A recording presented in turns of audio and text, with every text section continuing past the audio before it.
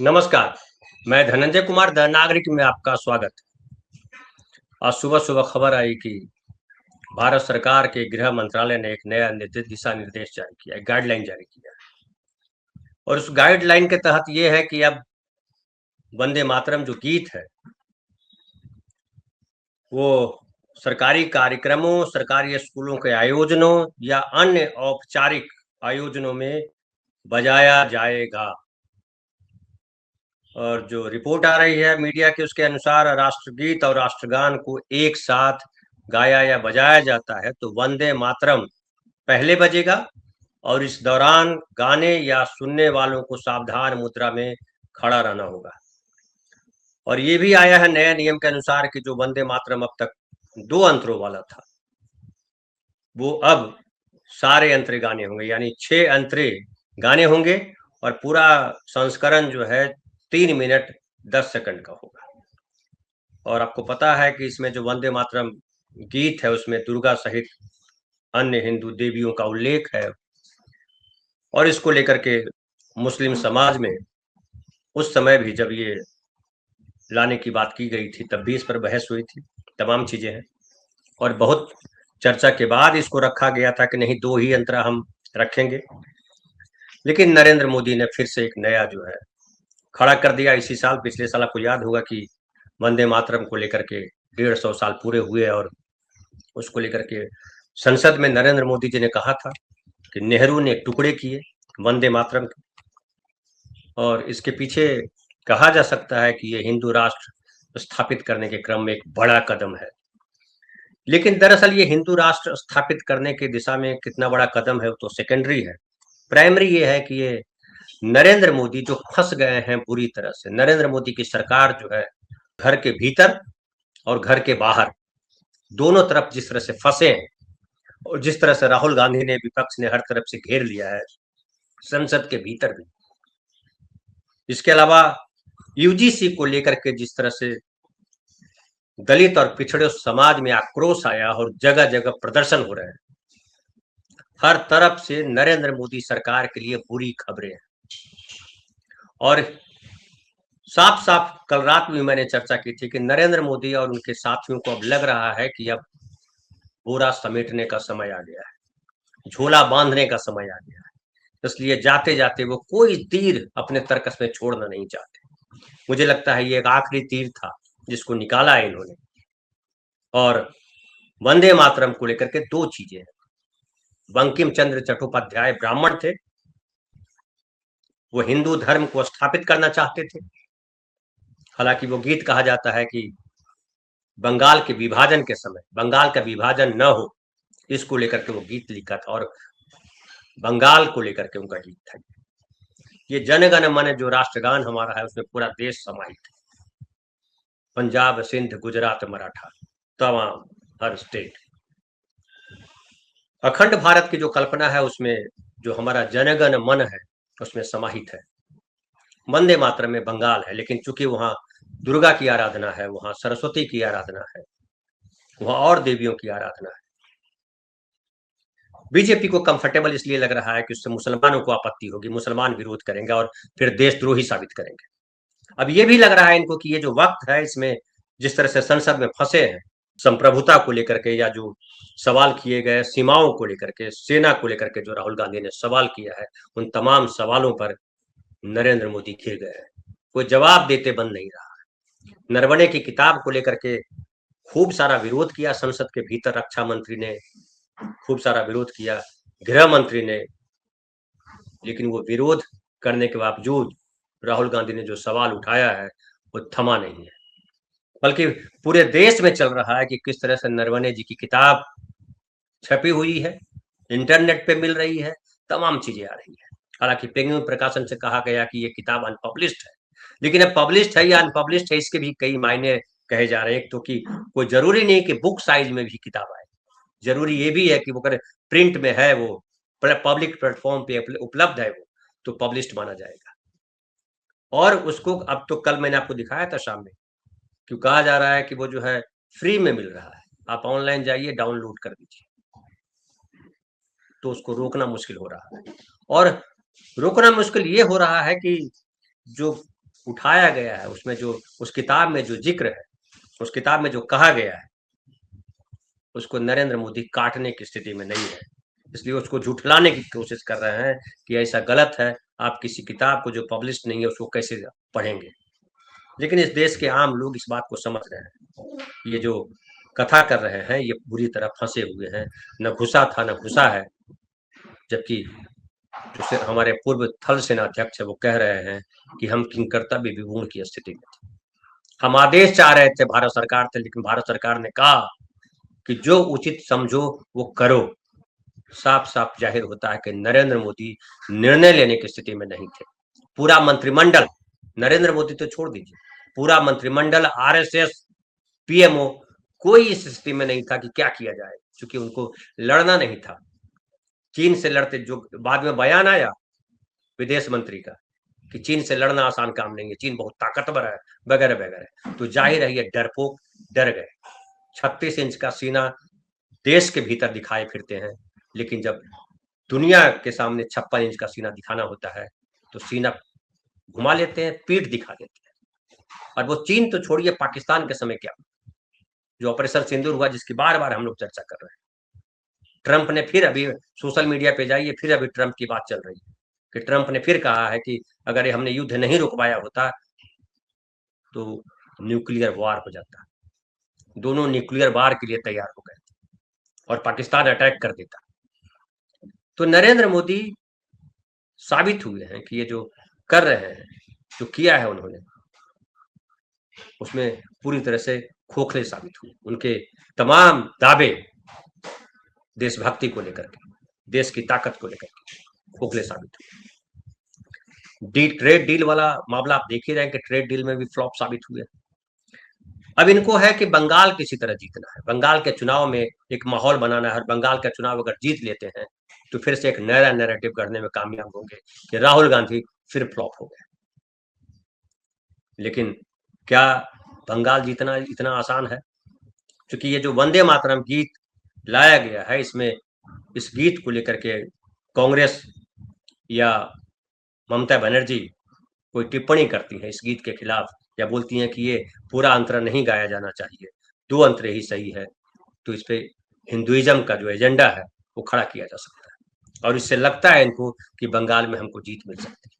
दूसरी बात एक और मुझे समझ में आ रही है कि अभी देखिए 12 तारीख को कल बांग्लादेश में चुनाव है, और जाहिर है इसका रिएक्शन बांग्लादेश में होगा, वोटों का ध्रुवीकरण वहां भी होगा।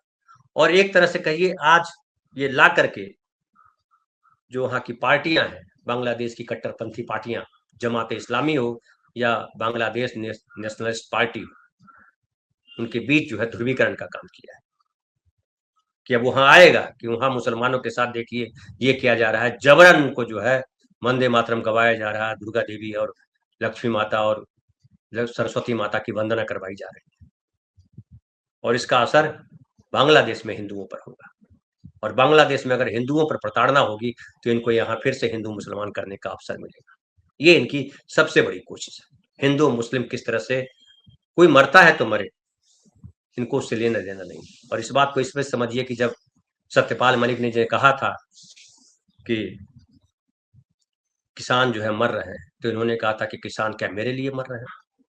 ये साफ साफ बता रहा है कि ये सरकार, नरेंद्र मोदी सरकार, अपने आप को बचाने के लिए वंदे मातरम गीत, पूरा गीत लेकर के आई है। और ये संसद से अप्रूव होकर के नहीं है, ये गृह मंत्रालय ने अपनी तरफ से जारी किया है। अब यही खाली करना बाकी रह गया है कि संसद की शुरुआत जो है वो गणपति वंदना से हो, संसद की समाप्ति जो है वो सरस्वती वंदना से हो, और जगह जगह जो भी कार्यक्रम हो, कहीं भी ट्रेन अगर रेलवे स्टेशन से निकले तो पहले जो है गणपति वंदना और सरस्वती वंदना हो जाए, फिर जब पहुंचने के बाद फिर ट्रेन के यात्री तब निकले जब गणपति वंदना और सरस्वती वंदना कर लें उसके बाद, चूंकि रक्षा करने की जिम्मेदारी अब भगवानों पर ही है। नरेंद्र मोदी रक्षा करने में असफल है, चाहे देश की सीमा हो, चाहे देश का आम नागरिक हो। हॉस्पिटलों की स्थिति खराब है, महंगाई लगातार बढ़ रही है, ट्रंप जो है लगातार हमारी संप्रभुता को चैलेंज कर रहे हैं, लेकिन नरेंद्र मोदी चुप्पी साधे हुए हैं। नरेंद्र मोदी बोल नहीं पा रहे हैं, और चुप्पी इसलिए साधे हुए हैं कि उनको पता है कि बोलने का असर खराब होगा। और ट्रंप ने तो धमका ही दिया है कि हम नरेंद्र मोदी का राजनीतिक करियर खत्म कर दे सकते हैं। तो एक तरह से कहिए पूरी तरह से देश फंसा हुआ है, और देश फंसे में उसके भीतर फंसा हुआ है पूरा मोदी सरकार फंसी हुई है। और उनको लग रहा है कि अगर ये कुछ सबूते हैं, डूबते को तिनके का सहारा जो कहावत है कि डूबते को ये तिनके का सहारा हो सकता है। लेकिन सवाल उठता है, क्या वंदे मातरम गीत बीजेपी को संकट से उबार ले जाएगी? ये बड़ा सवाल है। और देखिए, सोशल मीडिया पर लगातार एप्स्टीन फाइल की चर्चा हो रही है, सोशल मीडिया पे लगातार यूजीसी की चर्चा हो रही है। और देखिए अभी खूब जोर से चल रहा है, मोहन यादव जाएगा, जाकर भैंस चराएगा। सवर्ण समाज के लोग किस तरह से नारे लगा रहे हैं, बैकवर्ड क्लास और दलित जब आंदोलन पे हैं तो किस तरह से पुलिस मारपीट कर रही है, वो तमाम चीजें सोशल मीडिया पे है। और सोशल मीडिया पे एप्स्टीन फाइल है, सोशल मीडिया पे डील है, ट्रेड डील जो हुआ है अमेरिका के साथ, वो सोशल मीडिया पे। देखिए यूपी से खबर आ रही है, जिला एटा के सकीट में शाक्य समाज के द्वारा दलित समाज की बारात को रोका गया, फायरिंग करते हुए दलित समाज को जमकर जाति सूचक गालियां दी गई। उसके बाद देखिए बेगूसराय के छात्र संगठनों ने महाआंदोलन किया है यूजीसी के नई गाइडलाइंस के समर्थन में। भाजपा आईटी सेल के 5वें मुखिया डोनाल्ड ट्रंप ने एक बार फिर मोदी की विदेश नीति की पोल खोल दी। व्यापार समझौते में एक नया मोड़ आ गया है। मैंने टैरिफ की वजह से भारत पाकिस्तान युद्ध रोक दिया। मैंने उन्हें युद्ध रोकने की धमकी दी थी, वरना भारी ट्रैफिक लगा दूंगा, क्षमा करेंगे, भारी टैरिफ लगा दूंगा, और वे मान गए। तो ये भी चल रहा है। रूसी तेल खरीदना मना है, ये चल रहा है। तमाम चीजें चल रही है। और देखिए हमारा पीएम कंप्रोमाइज्ड, कल जो है युवा कांग्रेस के जो कार्यकर्ता हैं वो नरेंद्र मोदी के घर के बाहर प्रदर्शन किया, वो चल रहा है। और छतरपुर के राजनगर थाना क्षेत्र में बबलू शुक्ला, रोहित और अन्य लोगों ने नोने लाल आदिवासी के दोनों हाथ पैर तोड़ डाले। विधायक और सांसद के करीबी बताए जा रहे हैं। खेत पर रास्ते से जा रहा था, कर दी मारपीट। दरभंगा में मारपीट हुई, वो आपको पता ही है। तो इस तरह से तमाम घर के भीतर और घर के बाहर। अभी एक और बताऊं कि हमने परसों तरसों आपको दिखाया था कि जो यूएस ट्रेड सोसाइटी है उसने भारत का नया नक्शा जारी किया, और उसमें कुछ अक्साई चीन और जो पीओके है उसको भी शामिल कर दिया है। लेकिन आज ये भी खबर है कि उसने वापस ले लिया है और कहा कि ये नक्शा गलती से आ गया है। तो किस तरह से खेल चल रहे हैं राष्ट्रीय अंतर्राष्ट्रीय स्तर पर, ये आप समझ सकते हैं। और इस खेल में भारत लगातार कॉर्नर किया जा रहा है, राजनीतिक दृष्टिकोण से, आर्थिक दृष्टिकोण से, कूटनीतिक दृष्टिकोण से, तमाम दृष्टिकोण से। कल मैं पढ़ रहा था कि जो वहाँ के अमेरिका के राष्ट्रपति थे, वो कह रहे थे कि नेहरू से कहा उन्होंने कि आप सोवियत संघ के बात कीजिए ताकि जो तनाव है कम हो। तो अमेरिका नेहरू से कहता था कि आप समझौता कराइए। और कहीं देश में दुनिया में प्रॉब्लम होती थी तो नेहरू से लोग संपर्क करते थे, नेहरू करते थे, हेल्प करते थे उसमें। नेहरू को पूरी दुनिया ने स्टेट्समैन माना। लेकिन गिरिराज सिंह और निशिकांत दुबे जैसे लोग नेहरू की एडवीना के साथ फोटो दिखा रहे हैं, एआई फोटो दिखा रहे हैं। आज हमारे फेसबुक पे एक भाजपा के कार्यकर्ता हैं, हमारे पुराने परिचित हैं, उन्होंने लिखा कि राहुल गांधी ने पप्पू ने एक किताब दिखाई, उन्होंने 12 किताबें दिखा दी। हमने कहा 12 किताबें लिखी किसने, ये तो जरा पढ़ लो, वैसे तो पता चलेगा 10,000 किताबें दिखा देंगे ले जाकर के क्या क्या चल रहा है।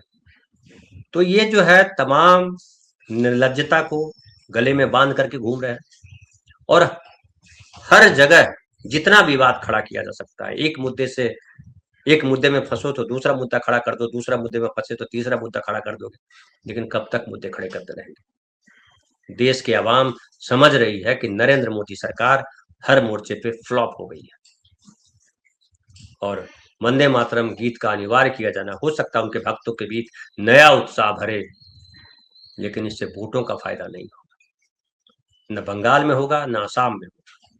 हाँ, हिंदू मुस्लिम नफरत जरूर थोड़े बढ़ जाएगी, लेकिन अगर मुस्लिम अगर समझदारी का परिचय देंगे और उस पर चुप्पी रखेंगे तो ये भी इनका खत्म हो जाएगा। और उत्तर प्रदेश में जिस तरह से लोगों के नाम काटे जा रहे हैं, खास करके मुसलमानों के, वो शर्मनाक है।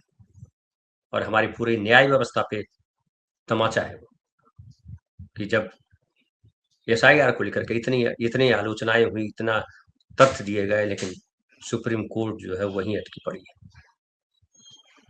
बहरहाल, बहुत बहुत धन्यवाद। मिलते हैं फिर शाम की चौपाल में।